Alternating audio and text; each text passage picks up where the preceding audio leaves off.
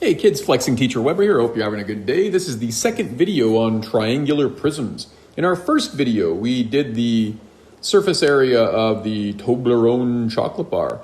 Now we're going to look at another kind of prism. It's a triangular prism, but it looks more like a ramp, right? It looks more like a ramp. If you can see here, here's like a ramp.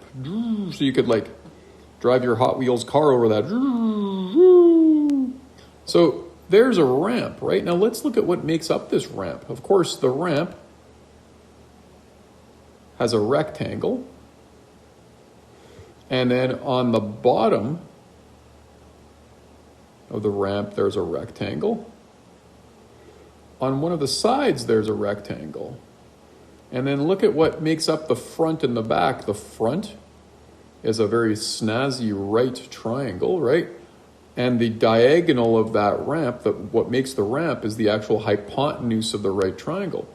And then over here, we've got, at the back, we've got another right triangle, right? And you've got that hypotenuse that is making up the ramp. So you've got another triangular prism, but it's still made up of two triangles and three rectangles. Let's try sketching the net of this. Now, of course, I always like to start with the bottom. And the bottom of this thing is what I'm drawing or tracing over right now. And you can see that that's a 12 by 3 rectangle. So let's go to my net area, and I'm going to start in the middle with a rectangle that is 12 by 3. I'm going to connect it there. There we go. And I'll call it BO for the bottom. And the long side is 12, the short side is 3.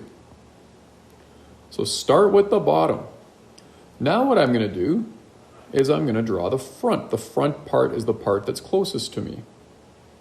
So you can see the front is one of those right triangles. And of course, it always depends on how this shape is sitting, right? Like if you turn the shape around, the front would be a different part. But here is the front. And I'm going to keep it connected at the bottom. So watch what happens when I do that. If I fold that down, I'm just going to check my dimensions again. Yeah, it's 5, 12. So going to go down like that, right? 5, and then the hypotenuse comes like that, and it makes like a wing on the plane, right? So that distance is 5. There's your 12 right here, right? And we actually know from the Pythagorean theorem that a 5, this is like the Darth Vader Pythagorean theorem question, 5, 12, which means the hypotenuse of this is 13, which is also labeled on here as well, right? If you look over here, it's already labeled. Now, since we did the front, oh, and I think I forgot to label that as front. Let's call that the front. Let's do the back now. So the back, we're going to keep it connected at the bottom. And the back would be this right triangle. And I'm going to fold it backwards. So you're going to get another wing. So it's going to look something like this. We'll make that distance 5. And then the hypotenuse is going to scooch over like that. 5. And this is 12, right? And we'll call it BA for the back. And of course, that distance is 13. We have the Darth Vader problem from when we did the Pythagorean theorem. So now look at this. We're getting this cool sort of like ship that we're making. So now we've got the bottom. We've got the front. We've got the triangle at the back. Now we've got 2 more rectangles. Now we could fold these in numerous ways. Now I think I'm going to deal with the ramp part next. Now here's the ramp part. Here's the ramp right here. I always like to keep things connected to the bottom just so I use that bottom of my frame of reference. So I'm going to keep my shape connected at the bottom. You can see here the rectangle is 3 meters for its width. I'm going to keep it connected at the bottom and I'm going to fold it back that way. So it's going to be a distance. You can see that this rectangle is 3 by 13. So it's a really long one and I'm going to keep it connected at the bottom. So I'll fold it out this way. And it's 3 by 13. like so.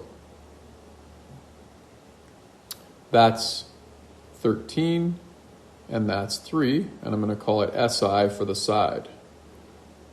This is a really cool thing we're building. Actually, it looks like a sideways plunger, the thing you use to unplug the toilet, or a sideways broom, or like some sort of cool rocket. Okay, so we did one side. Now the only rectangle that's left is this rectangle right here. And it's a much smaller rectangle, right? It's got a length of 5, and it's also got a width of 3 because it has to match this distance on this rectangle. If this is 3, this has to be 3. So it's going to be a 5 by 3 rectangle, and I'm going to keep it connected at the bottom and fold it back that way. So we'll go to our net. It's going to keep connected at the bottom, and I'm going to go back 5. And there's my 5 by 3, and I'll call that one of the sides.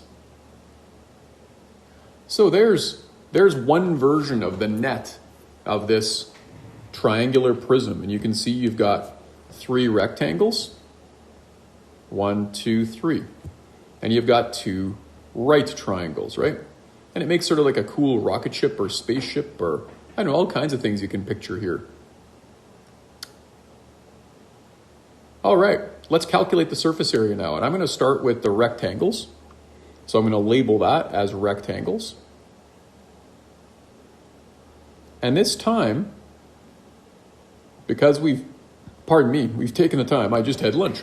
Because we've taken the time to draw the net out and really think about our calculations, we can see this time it's different than the first prism. Now we have 3 separate rectangles, right? 3 different measurements, a 5 by 3, a 3 by 12, a 3 by 13. So we're going to have to do these separately. Math equation for rectangles is length times width. I'll start here, do 5 by 3. These are all really easy calculations, right? 5 times 3, area equals 15 centimeters squared. Did I say centimeters or meters? It's meters. Got to be careful there. So 15 meters squared. We will erase that. Okay, my second rectangle. Oops. I'll do area equals length times width. Area equals, this one is 3 by 12. So 12 is the length. Normally we say the length is the longer side. And 12 times 3 is 36 meters squared. Good, good. And then the last rectangle, area equals length times width. Area equals 3 by 13. So 13 times 3. Area equals 39 meters squared. And there's all your areas of your rectangles. Next, let's do triangles. And we know the math equation for area of a triangle is area equals base times height divided by 2. So the triangles, let's look at these guys. The triangles are actually right triangles, right? The base is 5. The height is 12. Base times height, right? It's a right triangle, right? The right angle is right here. So the base is 5, the height is 12. So area equals 12 times 5 divided by 2. Remember, this is just for one triangle. I can do since I have an even number on top of my fraction, I can do 12 divided by 2 is 6. So 6 times 5, the area of one of those triangles is 30 meters squared. But remember, we have 2 triangles of exactly the same size, 1, 2. So we have to double this. We'll times this 30 meters squared by 2, and we get the area of the triangles is 60 meters squared. And now we have all the areas, we just need to total them all up.